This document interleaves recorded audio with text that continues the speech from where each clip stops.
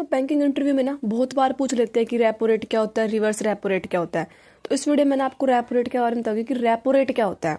देखो, it is the rate of interest at which commercial bank borrow money from RBI for a short term. इसमें क्या होता है कि जो कमर्शियल बैंक होते हैं ना, वो पैसा उधार लेते हैं किससे, आरबीआई से। और किस टर्म के लिए, शॉर्ट टर्म के लिए। ये नहीं है कि 10-20 सालों के लिए पैसा ले लिया, नहीं, शॉर्ट टर्म के लिए।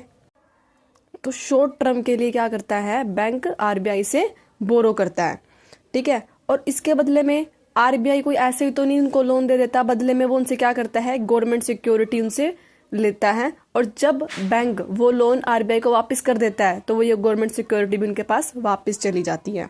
तो अगर आपसे इंटरव्यू में पूछ लिया जाए ना कि रेपो रेट क्या है, तो इसका एक बहुत ही सिंपल आंसर रहता है कि it is the rate of interest at which commercial bank borrow money from RBI. जो कमर्शियल बैंक क्या करते हैं, बोरो करते हैं मनी फ्रॉम आरबीआई से।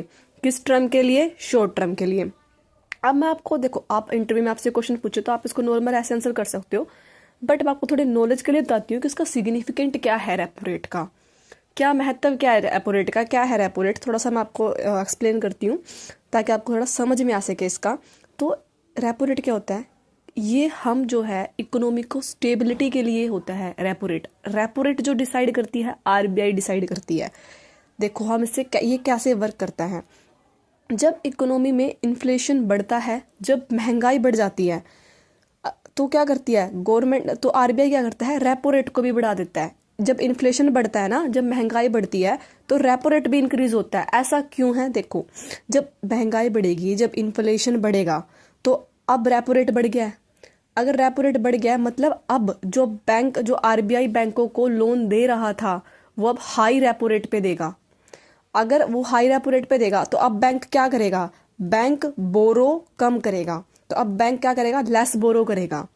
और फिर आगे जब बैंक के पास ही पैसा कम है, जब बैंक ही लो बोरो कर रहा है, तो वो जो आगे लोगों को लोन देगा वो भी कम ही देगा। तो पीपल विल बोरो लेस। अब जब लोग कम उधार लेंगे तो वो आगे जो खर्चा करेंगे वो भी कम ही करेंगे। तो इससे क्या होता है, इकोनॉमी में स्टेबिलिटी आती है। जब महंगाई बढ़ रही थी, जब इन्फ्लेशन इंक्रीज हो रहा था, तो उसको कैसे हम कंट्रोल कर सकते हैं। जब गवर्नमेंट को पता लगता है, आरबीआई को मेरा मतलब है कि जब होता है कि इन्फ्लेशन बहुत ज्यादा है, महंगाई बहुत ज्यादा है, तो वो क्या करती है, रेपो रेट को भी इंक्रीज कर देती है, ठीक है।